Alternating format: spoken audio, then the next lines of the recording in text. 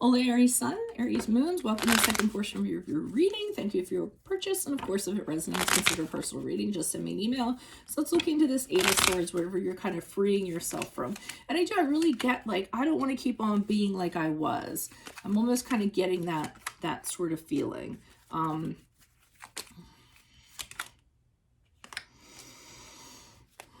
Okay, so what I'm seeing is I feel like someone comes in and just lays it on you. And it's like, hey, you know, I feel like they tell you the truth with the Knight of Swords. So I feel like they're saying, listen, you know, this is what I've been noticing. This is what I've been observing. And you're kind of surprised by them telling you. But you know, it's the truth. So you do kind of listen in regards to that. I feel like for some of you,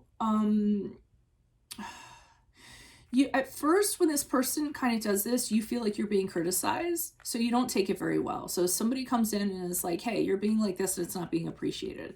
And I do think at first you're like, well, wait a minute, I don't like what you're saying. But you know it's truthful once you kind of think it out. So you realize that you want to be successful and you want to move forward, you know, being a successful person, and this is holding you back. So I feel like you actually decide to change your ways as you move forward. Because of this, because someone just, like, you know, shot it to you straight, you know. This is someone who was like, hey, this is how it's going to be, and that caused you to change very quickly as a result. You didn't like it, it stung a little bit, but you used it to change. I feel like, why is this King of Swords here in reverse? Who's this person? What's this energy? Additional messages. But I mean, nobody's perfect. I mean, I feel like you know, something could have easily come along and, okay, we have the Star card in the upright, Queen of Cups in the upright, the Fool card in reversed. Okay, so it's weird because usually I read from top to bottom. I'm reading from bottom to top with you guys when it comes to clarifiers.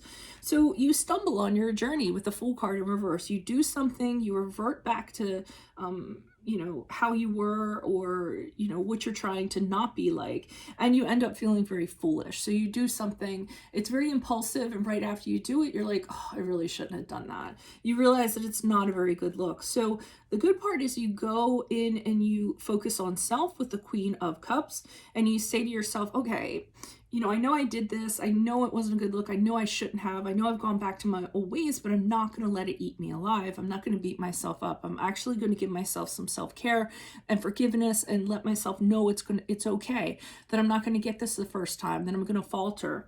And the Star card in the upright, which is the card of Aquarius, is telling me that you have hope and faith that you can renew. You don't need to be this. You can cast off these old ways of being. You are going to fall along the way, but through forgiveness and understanding for yourself and picking yourself back up, you're going to be able to persevere. So I feel like you do that in July, August, September, because, like I said, you have the Nine of Cups here in the upright, where you're choosing to be happy, and, you know, you sort of figure it out. I feel like, why is this Nine of Cups here in the upright? Who's this person? What's this energy? Additional messages for the Nine of Cups in the upright. Okay, so, and I do feel like you're actually tempted to actually again revert. I feel like you can be volatile when in situations, and you can kind of, like, definitely get fired up. And I feel like with this Queen of Wands, I feel like there's several triggers you're going to have throughout this year, and you do get triggered. And with the Queen of Wands, you blow up again, and you get, you know, pissed off, or you're being petty, or, you know, really being aggressive, or what have you. And then you kind of have this concern about, okay, well, how does this make me look? You know, what are other people thinking? You know, you have this outside kind of perspective. And with the High Priestess in the upright, it's more like I'm getting a calming influence from the High Priestess. Like, okay, I need to have internal conversations with myself. I need to trust in myself, and I need to, you know, trust in doing the right thing, and you know, operating out of a place of goodness is what I should actually be doing. And that actually ends up turning the situation around for you, because we have the Wheel of Fortune here in the upright. And the minute you kind of have this perspective again, or you right yourself again, is when things are going to significantly improve for you. And it's really interesting because in this process, great things are going to come to you. So you're going to experience, you know, great fortune. Like things are landing in your lap and you're like, okay, this is weird. Like, when is this going to stop? You know, you're almost not going to trust it in a way.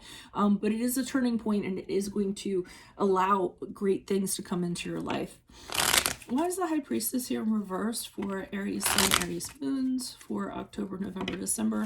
Who is this person? What is this energy? Why is the High Priestess here in reverse? Page of Swords in the upright. Three of Swords, Ace of Swords. Okay, you don't trust this person or this situation. I'm getting that you're trying to figure out this High Priestess here. So whatever this person or this situation is, if you remember I said they're taking you down a wrong path, or you might be going down a wrong path, you're watching them carefully. So you're kind of observing them and trying to figure out what their deal is, being really curious. You could just be, you know, you could be spying, you could be looking in on them. Because you want the truth, and you're feeling like this person might not be truthful, and you're guarding yourself also with the sword being held up in the defensive stance, like the Page of Swords has. Now, this person, I feel like disallows you from moving on. I think it's somebody you might know, and their presence is making it difficult for you to heal, difficult for you to kind of move on, because of this Three of Swords here in reverse. So there's something about them that, you know, you don't find them very trustworthy. And they might be approaching you, you know, like, hey, come this way, let's do this. And I don't feel like you're trusting it. But I feel like it's somebody that, and I feel like there's a connection, like somebody, they did something to you, and you haven't been able to fully heal because of this. And the Ace of Swords here shows the dishonesty. So someone is taking you on a clouded path, some sort of journey that cannot be trusted. You could also be blocking your intuition in regards to it. Like something's telling you, don't do it, but you're kind of pushing it aside, maybe because you had a previous connection with this person, and you're wondering if maybe you should. The Ace of Swords is kind of saying don't. In reverse, this is also another card of dishonesty, and it's also a card of it's not the right direction. So whatever direction you're being pointed to or being led down in October, November, December, I would not follow it, would be my advice for you. So just so you know when you come upon it. So if this resonates, consider a personal reading. Just send me an email. Otherwise, thank you for your purchase and best of luck to you in 2021. Adios from Veronica Garnett. Bye.